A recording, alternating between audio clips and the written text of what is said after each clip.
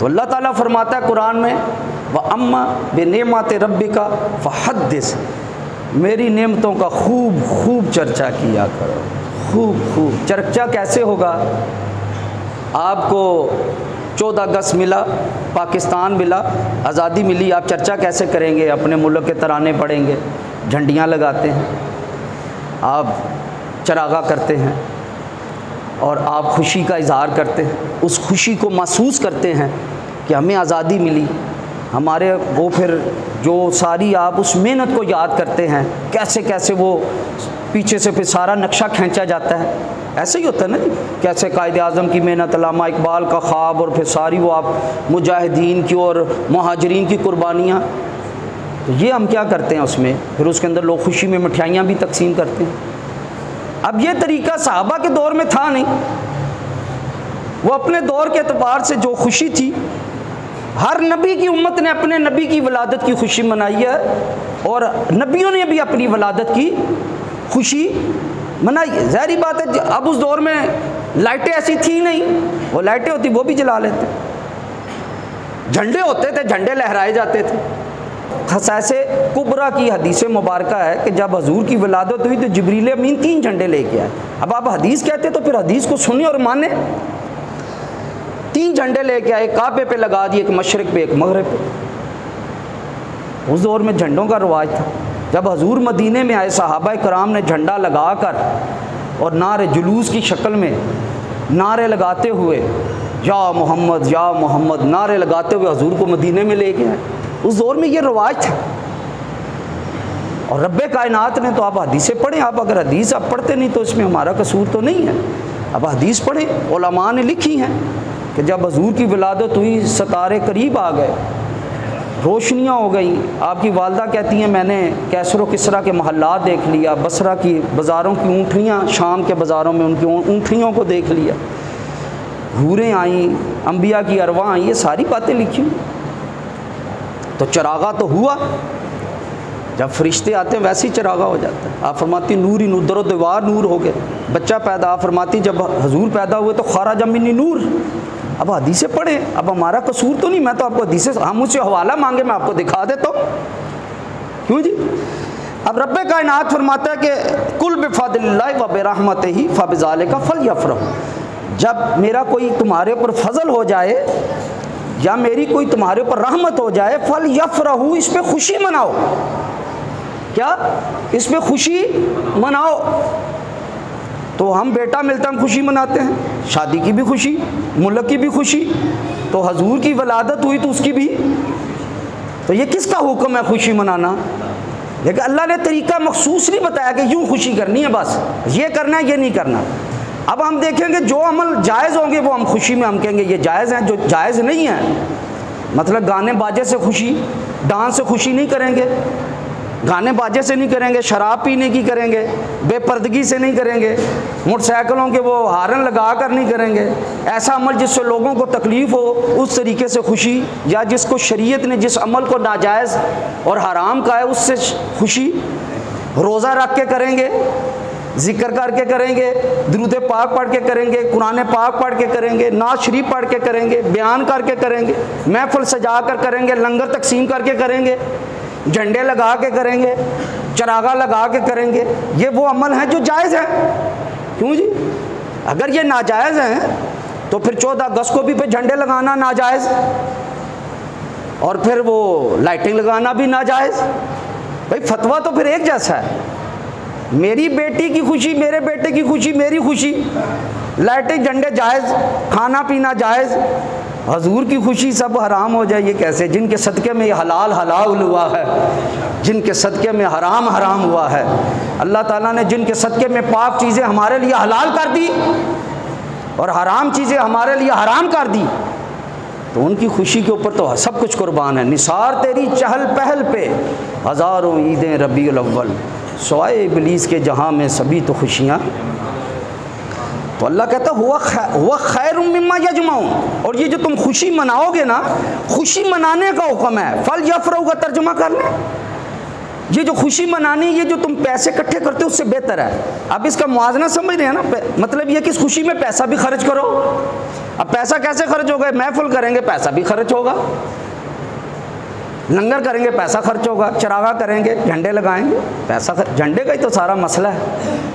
अब समझते ना, जितना देखिए असल मकसूद ज़िक्र मुस्तफ़ा है। इस तरह खुशी करना कि अल्लाह का भी जिक्र हो और हुजूर का जिक्र हो, ये मिलाद की असल मकसूद है हमारा। हुजूर की खुशी इस तरह की जाए कि अल्लाह और उसका रसूल राज़ी हो जाए, उनका जिक्र हो जाए। और जिक्र जैसे नात से होता है, तलावत से होता है, इसी तरह झंडे लगाने से भी जिक्र होता है। अब देखिए, जिस मुल्क का झंडा स्टेडियम में ऊपर हो जाए, जिसके स्टेडियम में झंडे ज़्यादा उसका चर्चा, जिस मुल्क के जितने ज़्यादा मुल्कों में झंडे होंगे उसका उतना ज़्यादा मुल्क का क्यों जी होगा कि नहीं होगा। मैदान जंग में जिसका झंडा ऊपर हो गया उसका चर्चा। तो झंडे का तो मसला है। मैदान माशर में भी मुस्तफ़ा आएंगे, झंडे के साथ आएंगे, और जन्नत में भी जब मुस्तफ़ा जाएंगे झंडे के साथ जाएंगे।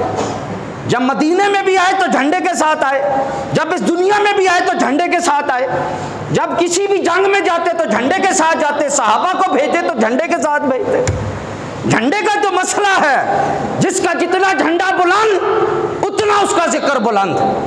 तो झंडे लहराना एक जिक्र की एक किस्म है। अब देखें ना, आज जो झंडे लहराए जाएंगे, हर बंदा झंडा देख के समझ जाएगा ये क्यों लहराए जा रहे हैं। काफिर भी, हिंदू भी, सिख भी, ईसाई भी, यहूदी भी, और मानने वाला भी और ना मानने वाला भी समझ जाएगा कि ये झंडे क्यों लगाए जा रहे हैं। तो जो अपना होता है उसको जिक्र से खुशी होती है, जिसको हजूर से मोहब्बत होगी उसको हजूर का झंडा देख के खुशी होगी, जिसको हजूर से बुग़्ज़ होगा उसको झंडा मुस्तफ़ा देकर, मेरे पुत्र मैदान में जाके जीते उसका झंडा ऊपर हो जाए मुझे खुशी होगी, और जिसको मेरे बेटे के हाथ में उसका झंडा ऊंचा अच्छा ना लगे, मैं समझूंगा ये मेरा ना, ये मेरा है ना मेरे बच्चे का, इसको मेरे बेटे की खुशी, इसको मेरे प्यारे की खुशी। तो झंडा क्यों अजी हजरत साहब, कुछ लॉजिक समझ में आ रही है? अल्लाह ने अक्ल भी दी है। फिर अल्लाह ताला ने इतनी नेमतें आप दी हैं, कुरान पढ़ लें, लेकिन अल्लाह ने खसूसियत से अपने महबूब का जो हमें हमारे अंदर भेजा ना, अपना महबूब हमें अता फरमाया, हमें उनका उम्मती बनाया, इसके ऊपर अल्लाह ने एहसान जितलाया है। ऊपर तो कहा ना, मैं जब एहसान करूँ, नेकी और फजल करूँ, तो तुमने उसका चर्चा करना है, चर्चा भी करना है और खुशी भी मनानी है। अब आपको पता है खुशी मनाई कैसे जाती है और चर्चा किया कैसे जाता है, लेकिन उन नेकियों के ऊपर एहसान नहीं जतलाया। लेकिन जब महबूब दिया, ये अल्लाह का वो फजल और रहमत थी कि उसके ऊपर रब ने एहसान जतलाया। कहा लक़द मन्नल्लाहु अलल मोमिनीना, मैंने उम्मतियों तुम्हारे ऊपर एहसान कर दिया है। मेरे मुस्तफ़ा की उम्मत, मैंने महबूब अपना देकर तुम्हें एहसान कर दिया। ये नबी तुम्हारे अंदर भेजा, इस बासफ़ीहिम रसूलन मिन अनफुसिहिम यतलू अलैहिम आयात, मेरे महबूब का पढ़ना भी एहसान, युज़क्कीहिम तुम्हें पाक करता है ये भी एहसान, व युअल्लिमुहुमुल किताबा, किताब पढ़ाता है ये भी एहसान, वल हिकमता, हिकमत सिखाता है ये भी एहसान, व इन कानू मिन क़ब्लु लफ़ी दलालिल मुबीन, मेरा महबूब ना होता पहले भी तुम गुमराह थे, तुम क़यामत तक गुमराह रह जाते। ये रब कह रहे हैं, इतना बड़ा एहसान है, एक मेरे महबूब के आने की वजह से तुम्हें ईमान मिला है। रब फरमाता है कि वज़्कुरू, याद करो, ऐ उम्मत मुहम्मदिया याद करो। हमें रब कह रहा है जी, क्या याद करो? नेमत अल्लाहि अलैकुम, अल्लाह की उस नेमत को जो अल्लाह ने तुम पर की।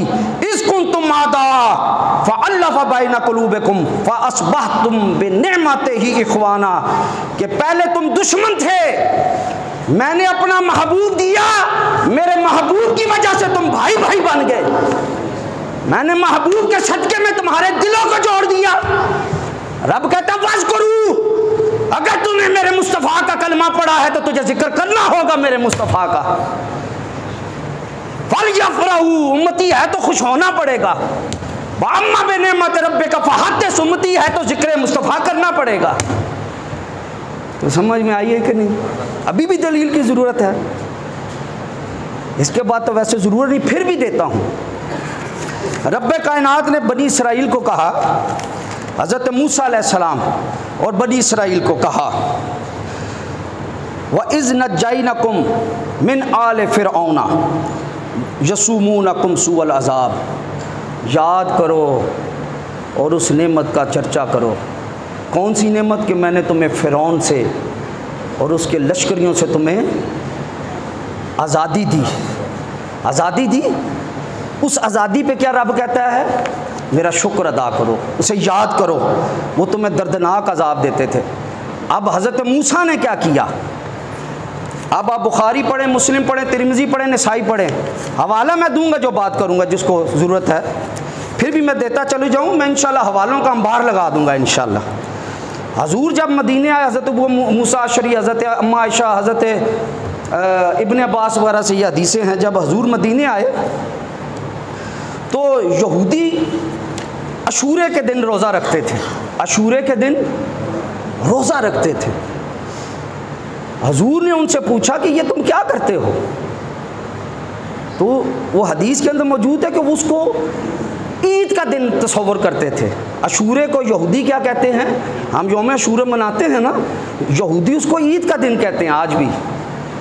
अब भी ये ईद का दिन है और उसकी ताज़ीम करते, और उस दिन की मुशरिक भी ताज़ीम करते और खाना काबा को ग़िलाफ़ डालते। ये मैं हदीस सुना रहा हूँ। और अपनी औरतों को जेवर पहनाते, कंगन पहनाते, साफ़ सुथरा लिबास बनाते, खुशी मनाते और रोज़ा रखते। हजूर ने पूछा कि ये तुम क्या करते हो? उन्होंने कहा जी ये वो दिन था कि रब्बे कायनात ने मूसा और उसकी कौम को फ़िरौन और फ़िरौनियों से निजात अता फरमाई, उनको गर्क किया। उन्हें निजात दी, उन्हें गर्क किया। तो मूसा अलैहिस्सलाम ने रब के शुक्र में इस दिन रोज़ा रखा। तो हम भी इसलिए इस दिन रोज़ा रखते हैं क्योंकि अल्लाह ने फरमाया था क्या? कि मैं उस दिन को याद करो, मैंने तुम्हें निजात दी। तो वो याद कैसे करते? मूसा अलैहिस्सलाम उस दिन यानी हर अशूरे वाले दिन रोज़ा रखते, और यहूदी उस दिन से लेकर आज भी रखते हैं। लेकिन हजूर के दौर तक वो रोज़ा अशूरे का सिर्फ इस बात पे कि उनको फ़िरौन के अजाब से निजात। तो यार जिसके सदक़े में हमें सारे कुफर से ही आज़ादी मिल गई, ईमान मिल गया, हलाल मिल गया, बच्चियां दफन होने से बच गई, बच्चियों को ज़िंदगी मिल गई, माँ को पैरों तले जन्नत मिल गई, बाप के मुखरे को हज मिल गया, भाई बहन के रिश्ते मिल गए, हलाल हराम मिल गया। वगरना ये जिस्म काटा जाता, पहली कौमों के अंदर ये जिस्म जहाँ नापाकी लगती काटा जाता, कपड़ा काटा जाता, दरवाजे पे गुनाह लिख दिया जाता, माथे पे लिख दिया जाता, फौरन सजा होती। हजूर आ गए, आज गुनाहों के ऊपर हमारे पर्दे पड़ गए, और फरमाया कि जो अपना पर्दा ना खोले रब से उम्मीद है मैदान माशर में भी उसके पर्दे के ऊपर पर्दा ही रखेगा। हजूर के सदके में आज पर्दे पड़ गए, नरमियाँ मिल गई हैं जी। नमाजें छोड़ के फिर भी तौबा एक करो तो गुनाह माफ़। तो यार एक निजात मिली वो रोज़ा रखें हर साल, और हमें मुस्तफ़ा मिल गए और हमें लोगों को तकलीफ़ हो। ये बात समझ में आई? कुरान नाजिल हुआ, हर साल आप शब कदर मनाते हैं, कुरान नाजिल हुआ, और जिसके सदके में कुरान हुआ नाजिल हुआ, खुदा की कसम मुस्तफ़ा ना होते कुरान भी ना होता। मेरे मुस्तफ़ा आए तो कुरान आए, और जिस रात कुरान आए वो रात मनाओ, और जिस रात साहिब ईमान आए, जाने ईमान आए। कुरान तो कहता है ईमान है ये, ईमान कहता है मेरी जान है ये। यार आपको मौत पड़ जाए, शबे कदर मनाओ, तो जिसके सदके में शबे कदर मिली वो ना मनाओ। यौम सिद्दीक मनाओ, सारे देवबंदी मनाते हैं, कोई शिरक नहीं। तो आकाए सिद्दीक का दिन मनाओ, शिरक कोई बात समझ में आई यार? ये हमें भी समझा दो। मैं अपने बेटे की सालगिरह मनाऊं वो जायज़, मैं अपने आका की सालगिरह मनाऊं शिरक? यार ये मुझे भी फल समझा दो। हज़रत अबू बकर का दिन शिरक नहीं, हज़रत उमर का दिन शिरक नहीं, हज़रत उस्मान का दिन शिरक नहीं, मौला अली का दिन शिरक है और मुस्तफ़ा का दिन शिरक है। आखिरी बात फिर आपको जुमे का दिन, ये भी बुखारी मुस्लिम तिरमिज़ी हवालों का इंशाअल्लाह अंबार लगा, मैं हवाले का जिम्मेदार हूँगा। हजूर ने फरमाया कि सबसे अफजल, औस बिन औस से रवायत है, सबसे अफजल दिन जुमे का दिन है। सबसे अफजल दिन क्यों? इसके अंदर हज़रत आदम अलैहिस्सलाम पैदा हुए, वफ़ी ही कूबेदा, और इसी दिन आपकी वफ़ात हुई। लो जी, हुण दो गल्लां हो गई, पै गई जे ठंड है जी, वफ़ात मनाओ। जो तो मामे हुसैन का दिन मनाए, कहते हैं जी वही वफ़ात, वो हुसैन तो जिंदा, उनके वो क्यों मनाते हो? तो जो तो असी खुशी मनाइए तो तकलीफ ना, तुम उधर राजी हो ना इधर राजी ना, या संग हो जा या मोम हो जा, दो रुखी छोड़ दे। जब हज़रत हुसैन का दिन मनाया जा, कहते जी देखो जी उन्होंने वफ़ात मनाने देन, तो जब हम मिलाद मनाए तो वफ़ात मनाने का हुक्म नहीं है इस्लाम में। वफ़ात 103 दिन, क्यों जी ऐसे ही है कि नहीं? 103 दिन। हज़रत अम्मा हफ्सा ने, आपके वालिद फौत हुआ, 3 दिन बाद खुशबू मंगवा के लगाई। फरमाया मुझे खुशबू की हाजत नहीं थी, लेकिन मैंने इसलिए लगाया कि उम्मत को पता चल जाए कि हजूर ने फरमाया कि 3 दिन के बाद सोग जायज़, तो लिहाजा सोग तो, बल्कि हजूर ने फरमाया हयाती खैरुल लकुम व ममाती खैरुल लकुम, मेरा जीना भी तुम्हारे लिए बेहतर है, मेरा मरना भी तुम्हारे लिए बेहतर है। एक उम्मत से उसका नबी राजी होकर चला जाए, ये खुशी का दिन है एक उम्मत से, क्योंकि हजूर फरमाया कि फिर तुम्हारे अमाल पेश होंगे, नेक अमल देख के खुश हूँगा, और तुम्हारे बुरे अमल आएंगे, मैं तुम्हारे लिए बख्शिश की दुआएं करूँगा। हयाती खैरुल लकुम, वो नबी रुखसत होने के बाद भी हमें याद करें, और हम साल बाद याद करें तुम्हें मौत पड़ जाए। हाय तेरी बदबख्ती, वो रोज याद करें। इल्ज़ाम ये हमें देते हैं कि तुम साल बाद 3-4 माह मनाते हो, पूरा साल क्यों नहीं मनाते? इल्ज़ाम ये देना चाहिए था कि भाई वो नबी तो रोज़ तुझे याद करते हैं, तू रोज़ क्यों नहीं करता? ये फिर हमें अच्छा लगता, हम रोज़ करते। यार हम कर लेते तो मैं तकलीफ, शुक्र कर ये कौम इस दौर के अंदर खुदा को याद कर लेती है। ये एक करंट लगता है इस पूरे महीने में, पूरा साल ये कौम निकाल देती है। तो फिर हजूर ने ये अब हदीस मैंने इतनी सुनाई, ये बहुत सारी हदीसें हैं मेरे पास। फिर हजूर ने फरमाया कि ये सैयदुल अय्याम, जुमे का दिन क्या है जी? फिर एक फरमाया कि ये अल्लाह के यहाँ जुम्मे का दिन सबसे ज़्यादा इज्जत वाला है, और ये ईद उल अज़हा और ईद उल फितर से भी ज़्यादा बड़ा दिन है।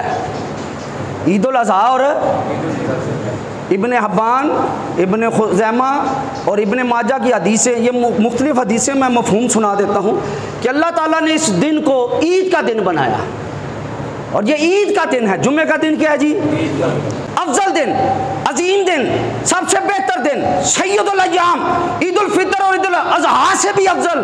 और वजह उसकी क्या हजूर ने बताई, उसकी इल्लत बताई, साथ इल्लत उसकी क्या है? फरमाया कि इस दिन हज़रत आदम अलैहिस्सलाम पैदा हुए, इस दिन उनकी रूह कब्ज़ की गई, इसी दिन वो जन्नत में गए, इसी दिन उनको जन्नत से निकाला गया, इसी दिन ज़मीन पे उतारा गया, इसी दिन क़यामत कायम होगी, इसी दिन सूर फूंका जाएगा, और इस दिन एक ऐसी घड़ी है जिसमें दुआ। तो क्या बताया, इस दिन हज़रत आदम अलैहिस्सलाम पैदा हुए और इसी दिन वफ़ात हुई, तो ये क्या हो गया? बेहतरीन दिन। तो जिस दिन सैयद आदम पैदा हुए, वो दिन जुम्मे के दिन से अफजल क्यों ना हो? क्यों जनाब, कुछ समझ में आ रही है बात? भाई जिस दिन आदम पैदा हो वो सैयदुल अय्याम, तो जिस दिन आदम के सरदार पैदा हो वो सैयद दिन का भी सैयद। जी आका का भी आका होता है कि नहीं होता? आका का भी आका। सबसे बड़ा दिन वो दिन जिस दिन मुस्तफ़ा आए। अच्छा, इस दिन आप करते क्या हैं? आप सुने, इस दिन आप क्या करते हैं? हदीस कहती है, हजूर कहते हैं इस दिन गुस्ल करो, तेल लगाओ। क्यों जी? हदीसों का मैं जिम्मेदार, मेरे पास आओ, तेल लगाओ, खुशबू लगाओ, मसवाक करो, साफ कपड़े पहनो। फरमाया क्या हो नहीं सकता कि तुम एक जोड़ा जुम्मे के लिए बना लो? साफ सुथरे आओ, जल्दी आओ मस्जिद में, जिक्र करो, दुरूद पाक पढ़ो। एक घड़ी ऐसी है उसमें दुआ कबूल होती है, बैठ के उसका इंतज़ार करो, उसमें दुआ मांगो। फिर उस दिन बाकायदा खुतबा रखा गया, खुशी मनाओ। यही काम है ना, ज़िक्र, दरूद, नमाज ज़्यादा रूटीन से, खुतबा भी आ गया, बयान भी आ गया, तलावत भी आ गई। हजूर कुरान पढ़ा तो हजूर की नात तो खुद ही हो गई। सारे वो काम जो हम ईद मिलादुन नबी वाले दिन करते हैं, वो सारे काम जुमे वाले दिन क्यों? उस दिन हज़रत आदम अलैहिस्सलाम की पैदाइश हुई। तो बताएं, यही काम अगर हम हजूर की विलादत की खुशी में जिस दिन मुस्तफ़ा पैदा हुए कर लें तो ये कौन सा शिरक हो गया? ये कैसे शिरक हो गया? तो बात समझ में आ रही है जी? हज़रत उमर ने पूछा, ये बड़ी लंबी हदीस है, हजूर ने फिर हज़रत उमर ने पूछा, या रसूलल्लाह तो पीर का रोज़ा कैसा है? पीर का रोज़ा कैसा है? फरमाया कि इस दिन तो मैं पैदा हुआ था। अगली बात फरमाया कि इस दिन मैं पैदा हुआ था। पूछा ना रोज़ा रखिए कि ना रखिए, सवाल का मतलब था। तो क्या फरमाया कि रखो। क्यों? कि इस दिन मैं यौमुन अमूतु फीही, और इसी दिन मेरा विसाल होगा। उमर रोज़ा रख पीर का, इस दिन मेरी वलादत हुई। युहा इलैया उनज़िला इलैया उहिया इलैया फी बुइस्तु, इस दिन मैं पैदा हुआ, इस दिन मुझे बेशत मिली, इस दिन मैंने ऐलान नबूवत का हुक्म हुआ, इस दिन मेरे पर जिब्रील पहली वही लेके आया, इसी दिन मेरी पैदाइश हुई और इसी दिन मेरी वफात होगी। इस दिन रोज़ा रख कि ये सारी फजीलतें इस दिन को मेरी वजह से मिल गई हैं। क्यों जी? समझ आ गई? हवाले और भी बहुत से, हदीसें और भी, लेकिन बात समझ में आ गई कि ना आ गई जी? अब हजूर ने जब पीर का रोज़ा इसलिए कहा कि इस दिन मेरा विलादत हुई है, तो उम्मती नू पीड़ पै जाए, उम्मती नू अपना इलाज कराना चाहिए, उम्मती को अपना। क्यों जी? हजूर दलीलें समझ में आ रही हैं मिलाद की। खुद रब्बे कायनात ने जब हुक्म दे दिया कि खुशी मना, जिक्र कर और बार बार कर और उसे याद कर, उसका चर्चा कर, जिस दिन मेरी कोई नेमत हो, और ये भी सुन जो मेरी सबसे बड़ी नेमत है वो मेरा महबूब है जो तुझे अता कर दिया है। अब फैसला तेरे ऊपर है। ईद तू मनाता है, बड़ी भी मनाता है, छोटी भी मनाता है, शबे कदर भी मनाता है जी, नुज़ूले कुरान का दिन भी मनाता है, तू यौम अबू बकर भी मनाता है, यौम उमर भी मनाता है, तुझे सारे दिन हलाल लगते हैं, लेकिन अब फैसला तेरे ऊपर है, इम्तिहान, कि हर खुशी तू मनाता है, अपने मुल्क की खुशी भी, अपनी विलादत की खुशी भी, अपनी शादी की खुशी भी और उसकी साल बाद खुशी भी, लेकिन जब मेरे महबूब की खुशी आएगी अब तेरा फैसला है, तुझे तकलीफ़ होती है कि खुशी होती है। क्यों जनाब? कुछ समझ में आया? तो हम खुशी मनाने वाले, हजूर की खुशी। सहाबा कराम ने जैसी, ये कहते हैं ना मिलाद, सहाबा, और जैसा सहाबा ने मनाया तो मना ही नहीं सकते। जैसा सहाबा ने मनाया ना, 120 जंगें लड़ी हैं उन्होंने हजूर की मोहब्बत में, उस ईमान, ये जो कुरान ने कहा ना, रब ने मेरी खुशी मना, ऐ उम्मती खुशी मना, ऐ सहाबी खुशी मना, ऐ अली, उस्मान, अबू बकर और उमर खुशी मनाओ। तो सहाबा ने पता कैसे खुशी मनाई? 120 जंगें सिर्फ 10 साल के अंदर लड़ी हैं। हर महीने की एक जंग बन जाती है, और ये तो लड़ी, और जो छोटे मोटे लश्कर भेजे आए वो अलग हैं। उन्होंने तो हजूर की खातर गदने कटा दी, औलादें कटवा दी, औरतों ने खामद कटा दिए, सुहाग उजाड़ दिए, बेटे कटा दिए, चचा कटा दिए, हजूर की खातर मक्का भी छोड़ दिया, सबसे प्यारा शहर छोड़ दिया, उमरा भी छोड़ दिया, जहाँ हजूर का हुक्म था नमाज भी छोड़ दी। मौला अली ने तो तेरी नींद पे वारी नमाज, और वो भी असर जो सबसे आला ख़तर की है, और मौला और अबू बकर इससे पहले तुझ पे जान दे चुके, और जान तो सबसे बड़ा फ़र्ज़ है, जान की हिफाजत। मिलाद असल मकसद क्या? हजूर से मोहब्बत। असल मकसद मिलाद का क्या है? हजूर क्यों आए और हमें ये क्यों ज़रूरत पेश आती है? साल आपको 4 महीने ये जोर लगाते हैं, हजूर इसलिए आई कि उम्मत नमाज पढ़े। जो मत रोज़ा रखे या जिक्र करे, दरूद करे, सदका करे और ये अल्लाह ताला की बड़ी बड़ी जन्नतों का मालिक बन जाए। हजूर किस लिए आए जी? नमाजें पढ़ के मालिक बन जाओ। तो जिस मकसद के लिए हजूर आए वो काम ज़रूर करना है।